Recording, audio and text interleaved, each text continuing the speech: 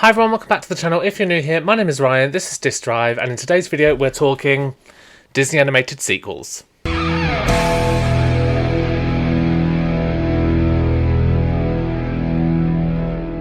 Before we get started, like, share, subscribe.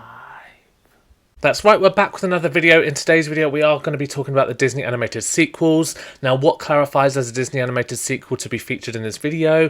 We're not going to be talking about things like Frozen 2, Moana 2, Wreck-It Ralph 2. Things under the Disney Classics banner are not going to qualify in this video. We're going to be talking specifically Disney Toon Studios films, so things like the Lilo and Stitch sequels, Tarzan 2, Hunchback of Notre Dame 2, the Lion King sequels, Little Mermaid sequels, Cinderella sequels, things like that. All the things that are not quite the same calibre as things like Frozen 2, Wreck-It Ralph 2, etc, etc, Toy Story 2. We won't be talking about those. We are specifically talking the lower quality Disney 2D animated sequels in today's video. This video kind of came about because I did a short not too long ago of my favourite Disney animated sequels, and there were a lot of comments saying that someone said that they didn't know that there was Disney animated sequels. People got in touch to let me know their favourite Disney animated sequels. So I'm just sort of doing a video to see what ones are worth watching in my opinion, and then get your opinion on that too. If you've never seen a video from me before, then I upload lots of physical media stuff. On Mondays we do the DVD and Blu-ray chart look through, see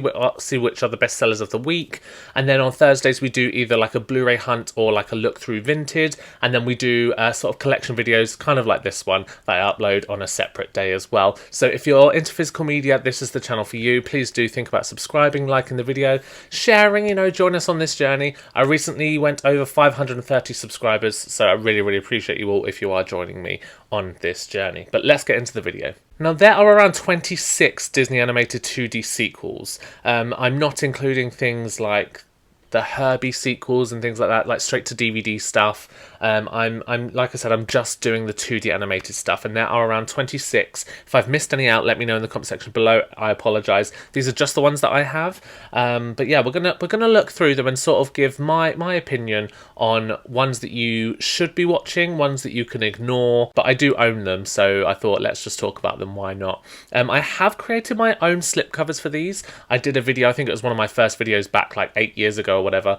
I'll link that in the description box. But yeah, I did create my own slipcovers for these, which I'll show you as well, just to sort of keep them in line with the Disney Classics ones with the like silvery O-ring style ones with the numbers on. I wanted the sequels to get their own sort of collection and look uniform on the shelf. I don't think I have the PDFs for these, so if you're wanting like the same slipcovers, I'll have to recreate them. But I think in that previous video I did say get in touch for the PDFs. I don't own them anymore. That's on a previous computer that I have no idea where it is.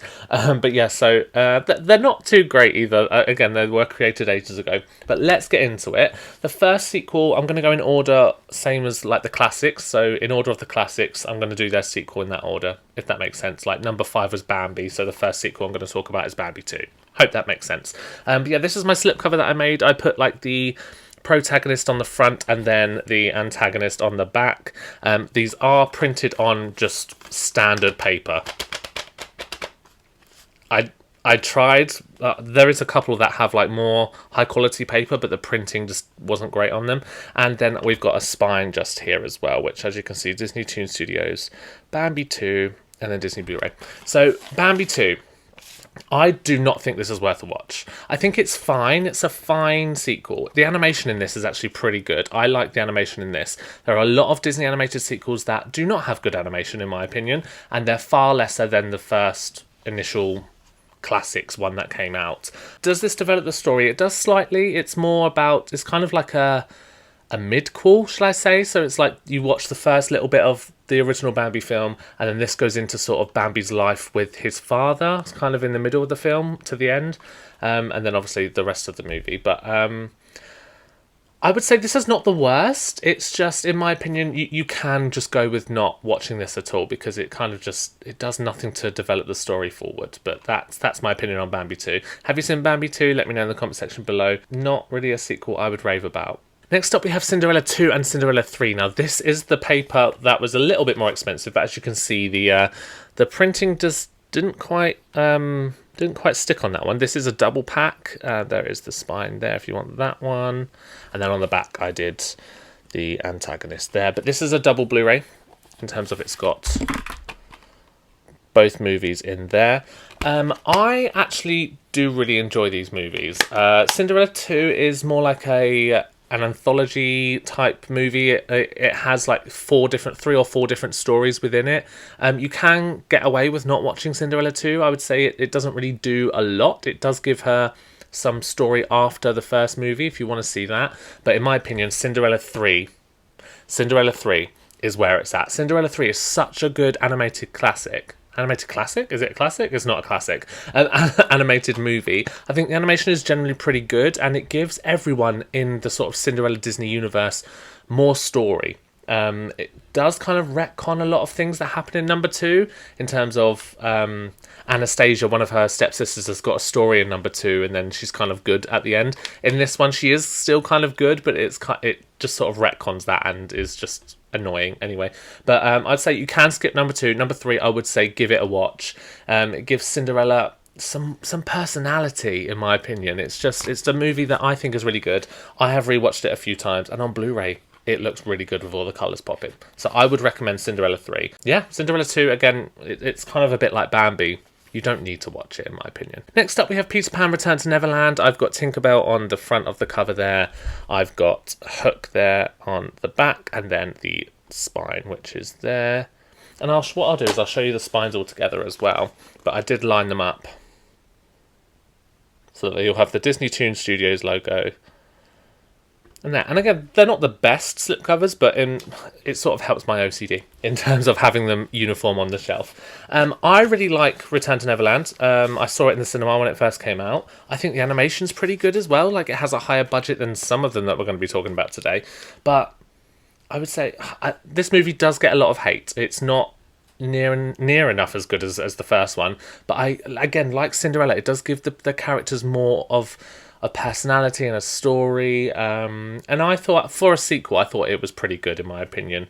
But would I recommend watching it? I would say give it a watch at least once. It's worth a watch at least once if you haven't seen any of these. You can find these all on Disney Plus, I believe. If not, then the Blu-rays are really cheap, so go on CEX, go on Vinted, eBay. You can find them at boot fairs and things like that. So yeah, absolutely give them a watch if you can. Next up we have Lady and the Tramp 2. This is the slipcover just here, and then on the back there with the spine. And this, I actually really like this movie. I'm not going to lie to you. It is very much a similar story to what we're going to see with another film coming up later on. As in, like, the kid of the parent wants the opposite in life to what they do. We'll see that in The Little Mermaid 2 later, but I just spoiled what that was. But anyway, but I do really like this movie. I think it is animated well enough. It doesn't look too low budget. It does look obviously different to the original animated one. But I think this is a pretty good movie. It is just the first one kind of swapped, but I think it does a good enough job in developing the characters, adding more to the story. But I would say watch it at least once. But I don't think it's going to be many people's favourite. But it's more of a nostalgia watch for me, especially because my granddad I think he got me the VHS when it first came out, and he also got me a big cardboard cutout from the store of Scamp. So I think this one just holds a bit of nostalgia for me. Up next we have 101 Dalmatians 2. Which side am I showing? 101 Dalmatians 2, Patch's London Adventure, and then I put Cruella on the back there, and the spine, whichever way around it goes. I did try and sort of match the colour to what their original sort of movie was. Patch's London Adventure. Most of these are just single disc releases, but they are all on Blu-ray, multi-region, if you do want to watch that. This one I think you can just ignore. Again, this is more of a nostalgia thing to me. They did keep the animation kind of like the original, so it was all like scratchy lines, which I actually really enjoy. So they did kind of keep the animation close to that. It does develop the characters, but in terms of the movie, does it do anything for me that I would keep in like the lore of 101 Dalmatians? Probably not. Cruella's back, which is nice to see her again. It is nice to see sort of the scratch animation get like a fresh update from like years after the original. But I would say this one probably is a skip. I don't return to this one as much. Up next we've got The Jungle Book 2. This one I think I've watched once. I don't think I've watched this movie very often at all. It's not... Oh, God. Twist it round. It's not a movie I revisit at all. I think, again, it kind of adds or tries to add some follow-up story, but I actually did see this in the cinema. I remember as well that sort of Disney sequels had like a run in the cinema over here in the UK, especially with Peter Pan and The Jungle Book 2. I'm not sure if any of the others got a cinema release. I could be wrong. No, I don't think they did. No, I don't think they did. So it was just these two, and I would skip this one. I can't remember much about it other than Shere Khan's back, and they tried to sort of bring... I don't know. I just feel like we needed a new villain. We needed some more story. And we kind of said goodbye to Baloo and everyone when Mowgli went to the Man Village in the end of the first one. So to bring everyone back with different voice cast, which is really noticeable. I understand you can't get the same voice cast back from whenever the first one was made all the time. But yeah, I would skip this one. Up next, we have The Fox and the Hound 2. And then we've got... whoever this is on the back, and then the spine just here. Again, they're made with paper, and this is a really thin Blu-ray. I had to get the first one in the same box as the second, because the second one is not available on Blu-ray singularly. So both movies are on the one disc, and I think I got this from like Amazon US or something like that. Skip this movie. Skip The Fox and the Hound 2. It's set kind of like... Bambi 2. It's kind of set in the middle of the first movie, where Todd and Copper are like going out having adventures while they're young. And of course, if you've seen the first Fox and the Hound movie, then you know where that story goes. No spoilers if you haven't, but go watch the first one. It's a really great movie, quite sad in parts as well. And the Fox and the Hound 2, that they're trying to get in with this dog singing band. Weird, just skip it. Next. Up next, we have The Little Mermaid 2. This is one of my favourite animated sequels, mostly because I really love the first movie, I'm not going to lie to you. And I thought this did add a lot of character to everyone involved in the first movie. And this is, again, like The Lady and the Tramp 2, it's just the same story, where... The child of the parent wants the opposite of what they want. So Ariel wanted to be on the land, her daughter wants to be in the sea. So it's not an original story, but I think it is really good. It is animated well. There are some flaws in the animation which you can see, but I think it kind of gives that character. But I would recommend this one. In my opinion, I think this is pretty good. Up next, we've got The Little Mermaid 3, or Little Mermaid Ariel's Beginning. And there's the front, there is the back of the slipcover, and then we have the spine. Oh God, I keep telling it the wrong way. The spine there. I think you can skip this one. This is a prequel. It kind of tells you how Ariel's mother died, and kind of what happened in the beginning to make Ariel's dad not like humans and things like that. But... Ursula is nowhere to be seen. They've kind of got this new character here, which she's a great character. She's a great villain. I just think it should have been a prequel with Ursula and sort of how their relationship with King Triton was built and the trust was lost kind of thing. I just thought that this was a bit of a reach. It kind of felt like an alternate reality version of The Little Mermaid. I would skip this one. Although the animation in The Little Mermaid Ariel's Beginning is really, really good. Up next, we have Beauty and the Beast, The Enchanted Christmas. I really love this movie. I do watch this every now and again during the Christmas period. There is the Blu-ray there as well. A lot of these are from Amazon US, I think. There is a digital code if you want to try that, if you want that. I don't know if that's still available or if you can still use that. I don't use my digital code, so that is there. But you do get a DVD and a Blu-ray in this pack here. I really do like this movie. I think it's really good. It is animated well. Is it my favourite Beauty and the Beast movie? No, the original. You can never beat the original, in my opinion. But as like a sort of Christmas-themed sequel, I think this is quite a good movie. Especially when you want to watch like movies around the Christmas period. This is a pretty good one, I think, in my opinion. I think the villain is quite good. Is it Tim Curry? Is Tim Curry the villain? I think he is. But yeah, I think this is a really good movie in terms of like watching one around Christmas time, you know. It sort of builds upon, again, it's kind of like a midquel, so the times when Beast and Belle are getting to know each other, he keeps losing his temper type of thing. Again, I think this is a watch at least once, but especially during the Christmas period. Up next we have Beauty and the Beast, Belle's Magical World. There's the front, there is the back.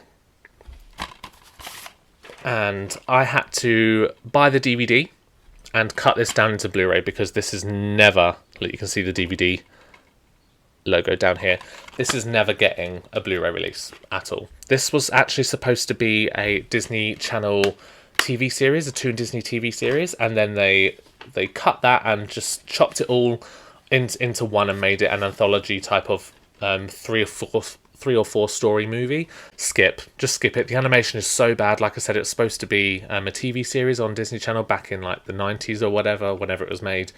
Skip. This doesn't do anything. This is set during the period where Belle and Beast are getting to know each other again, and just the stories are just, there's one about a bird that hurts its wing, and I'm like, I think that's really cute, but just not for a Beauty and the Beast movie. Like, ugh, never mind. Skip. Up next we have Aladdin Return to Jafar and Aladdin King of Thieves. There is the front, there is the back. I'm trying to speed through them because you've probably seen all of these movies already. I actually like both of these sequels. Return of Jafar was a straight to Disney Channel, straight to home video movie, I think, but it was, I think, the first one released on physical media, and it made a lot of money. And I think this was the first one that actually inspired them to create more. Yeah, I think it was. Return to Jafar was one of the ones that they made first, which made a lot of money and inspired them to create more straight to home video sequels. But Aladdin and the King of Thieves is the one that shines the most for me. The animation is much better. There is the disc there. It's both movies on one, and I was really happy to see these finally get like the HD treatment, because I used to rewatch them a lot as a kid. But yeah, Robin Williams returns as the voice of Genie in King of Thieves. Would recommend these. Definitely give these a watch if you haven't already. They do add to the lore of Aladdin, to be fair. They're not prequels, they are sequels, both of them.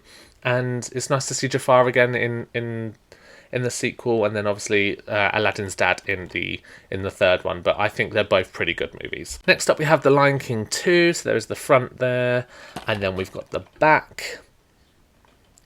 And the spine, I can't get the right way around, there you go. This, to me, is one of the best Disney animated sequels. The soundtrack on this alone is worth a watch. The animation is also very, very good. It's a pretty standard release. There's a Club Penguin code, if that's still a thing, so if you want that, feel free to pause and grab that. But this is one of my favourite Disney animated sequels. If you haven't watched Lion King 2, go and watch it. It's about Simba's daughter. It's a kind of similar vibe to not wanting what your parents want. It's kind of a similar vibe. You want the opposite, but the soundtrack in this is just really, really good. Give this one a watch. Up next we've got Lion King 3, and there is the front, there is the back. If you've watched my release of the slipcovers, then you've already seen these slipcovers, but that is there. This is called like Lion King 1.5 or 1.5 in some territories, but it is called Lion King 3 here in the UK. I really do like this movie. It's basically the first movie from Timon and Pumbaa's perspective, which is a really cool concept, I think. Animation's good. Some of the songs are good, but some of them are not. It's nowhere near as good as the second one. But it is a fun ride, and I think it was a really cool concept to go with. A viewpoint from Timon and Pumbaa. I think that's a really, really cool concept to go through, as they are fan favourite characters. Up next, we've got a controversial one, Pocahontas 2. So there is the front there. There is the back, and the release does come singularly on its own Blu-ray, which is quite shocking there. I like this movie. I know that people are probably switching off now. It does shit on the first movie. You watch the first movie and you're like, oh, okay. Like, if you haven't seen it, I'm going to talk about plot points. But John Smith has to get on the boat because he's injured and go and get treated. And in the opening of this movie, it's said that John Smith is dead. So it's sort of dealing with Pocahontas' grief. And then she goes to London and meets someone else. And then she has to choose between them both at the end. It's a really odd movie, but I think, again, it kind of holds some nostalgia for me. I actually think some of the soundtrack in Pocahontas 2 is really, really good. The animation is pretty good. It's not the worst out there. We've got one of the worst animated sequels coming up next, but I actually don't mind it. I really like the first Pocahontas as well, and some people say, like, well, it's not historically accurate, and it's like, I don't think Disney could make a historically accurate Pocahontas movie. Do you know what happened to her? Like, as a standalone thing, I think it's a really good movie. I love the soundtrack for the first one. Second one, I don't like the choices that are made, like asking her to choose between someone who she did love and then this new guy. Random, but I would say give it a watch at least once. But a lot of you are going to say it's the worst movie, so yeah. Again, it's a nostalgia thing for me. But up next, we've got The Hunchback of Notre Dame 2. The animation in this movie is shocking. Absolutely shocking. It's the biggest downgrade, I think, of all of the animated sequels. I did have to get the double pack because the sequel is not on its own on Blu-ray. But you do get a DVD and a Blu-ray copy there. It's... Skip this one. Skip this one. I did actually watch this a lot growing up. I watched this. It was happier than the first movie, but I love the first movie. It's one of Disney's darker ones. But the animation in this is just so bad, and it sort of just retcons everything from the first one, and it gives Quasimodo a love interest, which is a bit like, but that wouldn't happen.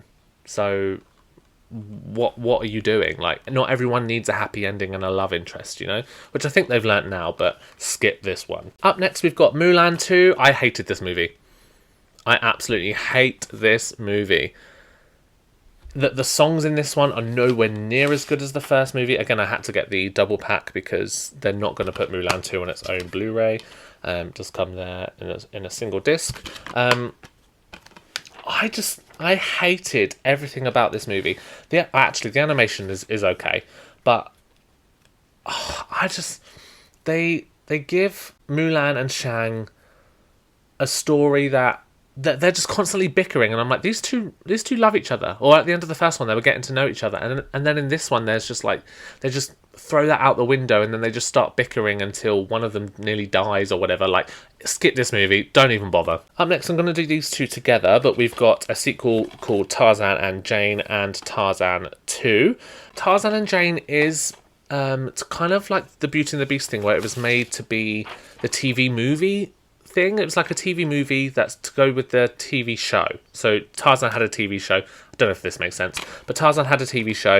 This is the DVD that I've cut down into the Blu-ray. As you can see, Disney DVD there, and there is the case there if you wanted to see the cut down version of the DVD case. Yeah, this is one of the TV movies that one of the TV shows extended episodes or something like that, or they did like an extendedly long intro to the TV show and they put it as a Tarzan and Jane sequel. I don't know, but it's fine. I like the TV show.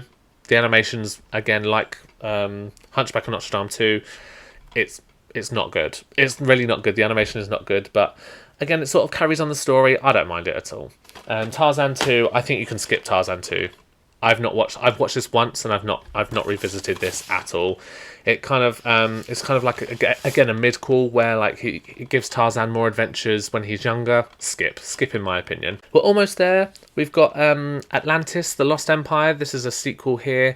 There's the front and there is the back. This is a movie that, again, like the Beauty and the Beast, was a TV show, and then they decided this isn't going to work. Let's do it as a movie, and they just put it out there as a sequel. I like some of this. It's kind of like an anthology like the Beauty and the Beast one, where it's 3 or 4 stories in one. The stories are pretty good in this. I think as a sequel it's fine. It's just the animation that lets this one down, in my opinion. Up next we've got Kronk's New Groove. There's the front and the back.